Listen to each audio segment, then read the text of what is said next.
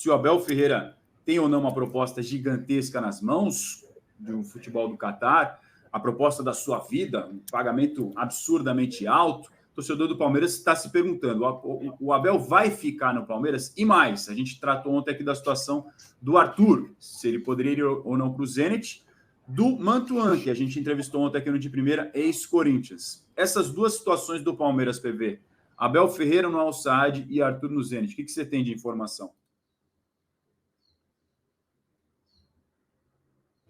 Tá me ouvindo ainda? Tá, câmbio. O Abel, a proposta oficial não chegou. Ainda não chegou. Então, a cúpula do Abel, quem trabalha com o Abel, diz, e foi publicada a nota oficial, a nota emitida pelos agentes do Abel. Ontem, tanto o UOL quanto o GE publicaram a nota dizendo, não vamos tratar por especulação, semana retrasada era o Al-Ittihad e o Benfica, agora fala-se de outro clube, não podemos ficar tratando disso o tempo inteiro.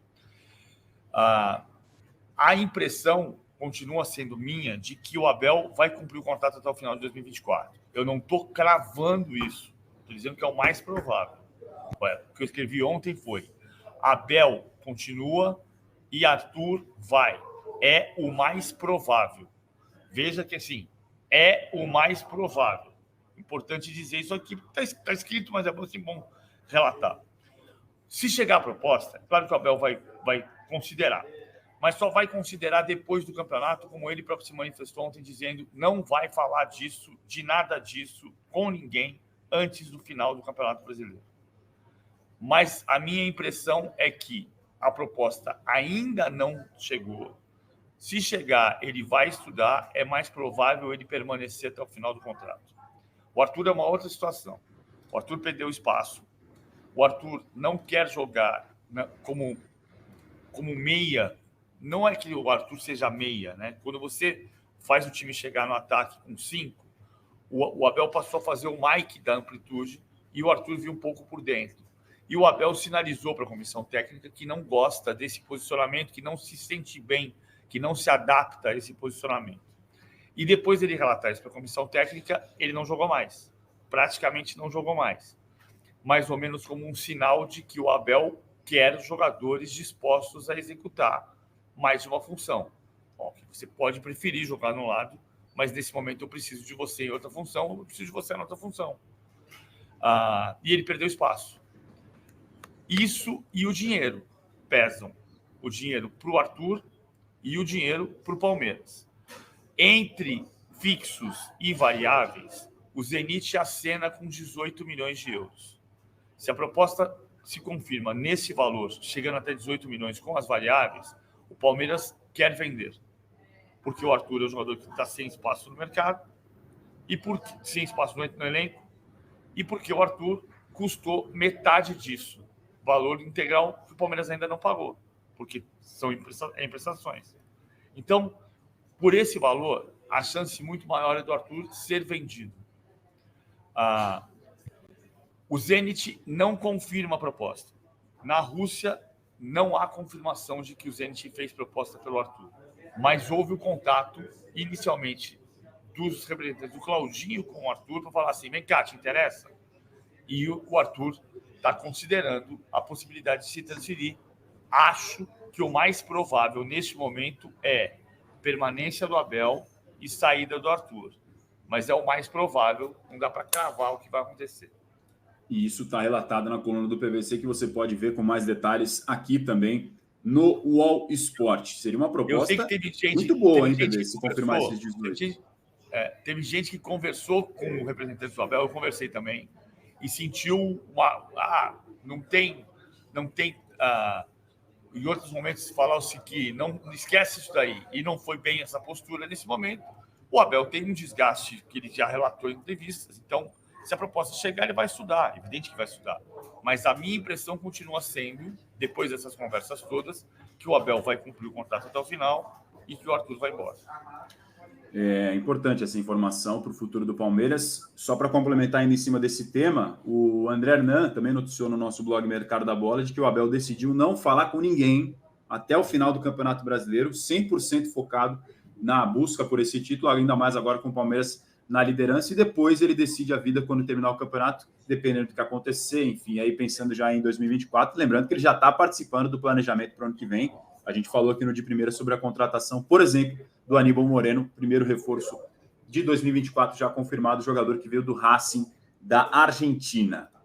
A gente passou pelo assunto, mas não mostramos a prancheta, então chegou a hora dela. A gente vai mostrar agora com o nosso querido PVC a prancheta do Flamengo, o Flamengo do Tite, que consegue brigar forte pelo título. Vamos rodar a vinheta da prancheta do PVC.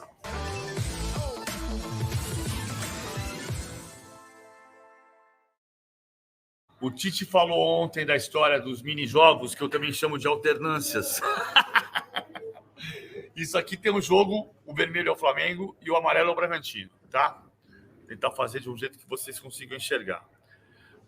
O que o Pedro Caixinha faz? Ele faz... O conceito dele é sempre ter superioridade numérica na construção do jogo. Então, o que ele fez? O Flamengo tinha Pedro e Arrascaeta aqui na frente.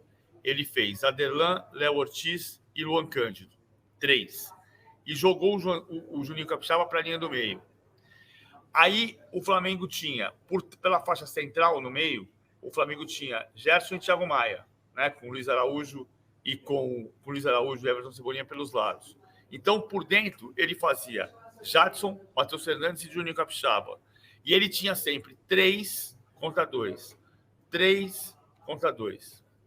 E aí ele tinha a chegada do Lucas Evangelista, então ele tinha 2 contra os 2 zagueiros.